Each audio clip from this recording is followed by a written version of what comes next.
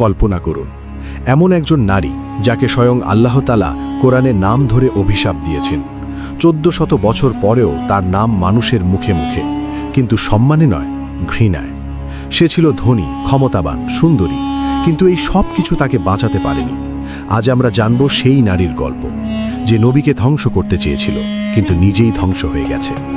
এই হলো উম্মে জামিলের কাহিনী। মক্কার মাটিতে যে কুরাইশ গোত্র রাজত্ব করত, সেই গোত্রেই জন্ম নিয়েছিল এক মেয়ে।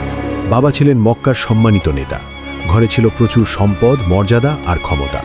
কিন্তু এই বিলাসিতার মাঝে বড় হওয়া মেয়েটির অন্তরে জন্ম নিয়েছিল অহংকার, হিংসা আর তীব্র ক্রোধ। বড় হয়ে সে বিয়ে করল আবু লাহাবকে, মক্কার সবচেয়ে ধনী আর ক্ষমতাধর পুরুষদের একজন। এখন সে শুধু একজন নারী নয়, সে হলো মক্কার সবচেয়ে প্রভাবশালী নারী। আর তার সবচেয়ে মারাত্মক অস্ত্র কি?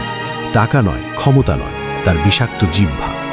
যেদিন মক্কায় খবর ছড়িয়ে পড়ল মুহাম্মদ সাল্লাল্লাহু আলাইহি ওয়াসাল্লাম বলছেন তিনি আল্লাহর রসুল, সেদিন অনেকে ভাবল এটা থিতিয়ে যাবে। কিন্তু উম্মে জামিল বুঝল বিপদ। সে ভাবল, যদি ইসলাম ছড়িয়ে পড়ে কুরাইশের ক্ষমতা যাবে, আর তার সাথে যাবে তার জগৎ। তাই সে নামল যুদ্ধে। বাজারে দাঁড়িয়ে চিৎকার করত, মুহাম্মদ পাগল, মুহাম্মদ জাদুকর, মুহাম্মদ মিথ্যাবাদী। মক্কার নারীদের সে ভয় দেখাত, যে মুসলিমদের সাথে মিশবে তাকে সমাজ থেকে বের করে দেব। নবীর পথে সে রাতের আধারে কাঁটা বিছিয়ে রাখত, নোংরা ফেলত, পাথর ছুঁড়ত। কিন্তু এই সবের পরেও মানুষ ইসলামে আসতেই থাকল, আর এটাই তাকে পাগল করে দিল। একদিন নবী সাল্লাল্লাহু আলাইহি ওয়াসাল্লাম সাফা পাহাড়ে দাঁড়িয়ে মক্কার সব মানুষকে ডাকলেন। তিনি বললেন, আমি যদি বলি এই পাহাড়ের পেছনে শত্রু সেনা আসছে, তোমরা কি বিশ্বাস করবে? সবাই বলল, হ্যাঁ, তুমি কখনো মিথ্যা বলনি। তখন নবী বললেন, তাহলে শোনো, আমি তোমাদের এক মহা শাস্তির ব্যাপারে সতর্ক করছি। এই কথায় চারদিক স্তব্ধ, কিন্তু আবু লাহাব সে ক্রোধে ফেটে পড়ল, চিৎকার করে বলল, ধ্বংস হোক তুমি, এজন্যই আমাদের ডেকেছ। তারপর চলে গেল। আর ঠিক সেই মুহূর্তে আসমান থেকে নাজিল হলো সূরা আল মাসাদ। আল্লাহ বললেন, ধ্বংস হোক আবু লাহাবের 2 হাত, ধ্বংস হয়েছে সে। তার সম্পদ তাকে বাঁচাতে পারবে না, সে পূর্বে লেলিহান আগুনে। আর তার স্ত্রী কাঠের বোঝা বহনকারী, তার গলায় থাকবে পাকানো দড়ির রশি। এই আয়াত যখন মক্কায় পৌঁছালো, উম্মে জামিল বুঝল আল্লাহ তার শেষ ঘোষণা করে দিয়েছেন। সে ক্রোধে পাগল হয়ে গেল। একদিন সে বড় একটা পাথর হাতে নিল, মসজিদুল হারামে গেল নবীকে হত্যা করতে। আবু বকর রাদিয়াল্লাহু আনহু সেখানে ছিলেন।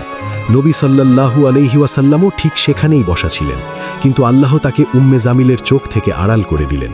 সে নবীকে দেখতে পেল না। আবু বকরকে চিৎকার করে বলল, তোমার বন্ধু কোথায়? আমি তাকে শেষ করতে এসেছি।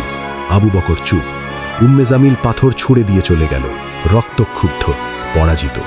এরপর আবু লাহাব একটি মারাত্মক রোগে আক্রান্ত হল।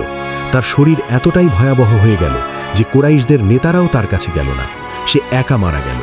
মৃতদেহ পড়ে রইল মাটিতে, কেউ দাফন করল না। শেষে টাকা দিয়ে লোক ডেকে তার লাশ একটা গর্তে ফেলে পাথর দিয়ে চাপা দেওয়া হলো। সম্পদ, ক্ষমতা, গর্ব সব ধুলায় মিশে গেল। আর উম্মে জামিল, বলা হয় তার মৃত্যু হয়েছিল এমনভাবে যেন সূরা মাসাদের আয়াত সত্যি হয়ে উঠেছিল। গলায় দড়ি পেঁচিয়ে শ্বাসরোধ। আল্লাহর কথা কখনো মিথ্যা হয় না। এই গল্প শুধু উম্মে জামিলের নয়, এটা সেই প্রতিটি মানুষের জন্য সতর্কবাণী যারা মনে করে সম্পদ, ক্ষমতা আর অহংকার দিয়ে সত্যকে দাবিয়ে রাখা যায় না। হে আল্লাহ, আমাদের হৃদয়কে অহংকার, হিংসা আর ঘৃণা থেকে রক্ষা করো। আমাদের নবীর পথে চলার তৌফিক দাও। আমাদের ঈমানকে মজবুত রাখো। আমিন। যদি এই ভিডিও থেকে কিছু শিখতে পেরে থাকেন, এখনই একটা লাইক দিন আর আপনার বন্ধুদের সাথে শেয়ার করুন, যাতে তারাও এই সতর্কবাণী থেকে শিক্ষা নিতে পারে। আল্লাহ হাফিজ।